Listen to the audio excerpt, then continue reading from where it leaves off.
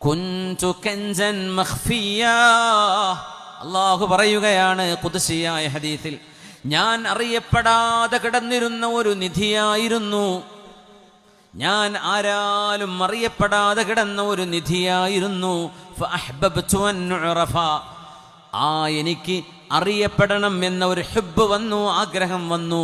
ഫഖലഖതുൽ ഖലായിഖ, അങ്ങനെയാണ് ഞാൻ സൃഷ്ടികളെ പടച്ചത്.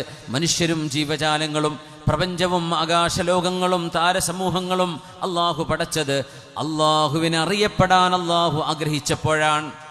അറിയാൻ ആഗ്രഹിക്കുമ്പോൾ അറിയുന്നതാരാണ്? മനുഷ്യരാണ്. മനുഷ്യർക്ക് അള്ളാഹു ബ്രെയിന് കൊടുത്തു, തലച്ചോറ് കൊടുത്തു, ചിന്തിക്കാനുള്ള കഴിവ് കൊടുത്തു, കാര്യങ്ങൾ പ്രോസസ്സ് ചെയ്യാനുള്ള കഴിവ് കൊടുത്തു. അള്ളാഹു നൽകുന്ന ഈ സിദ്ധി കൊണ്ട് പടച്ചതമ്പുരാനിലേക്ക് അടുക്കാൻ അള്ളാഹു നിയോഗിച്ചവരാണ് നമ്മളൊക്കെ. ആ ഒരു നിയോഗത്തിന് ഭൂമിയിൽ വന്നവരാണ്. അള്ളാഹുവേ, അല്ലാഹുമ്മ ജഅൽനാ സാബിഖീന ഇലൈക മുഖറബീന ലദൈക, നിന്നിലേക്ക് ഓടിയടുക്കുന്നവരും നിന്നോടടുപ്പം കാണിക്കുന്നവരുമായി അള്ളാഹുവേ നീ ഞങ്ങളെ സ്വീകരിക്കണമേ. ആമീൻ യാ റബ്ബൽ ആലമീൻ.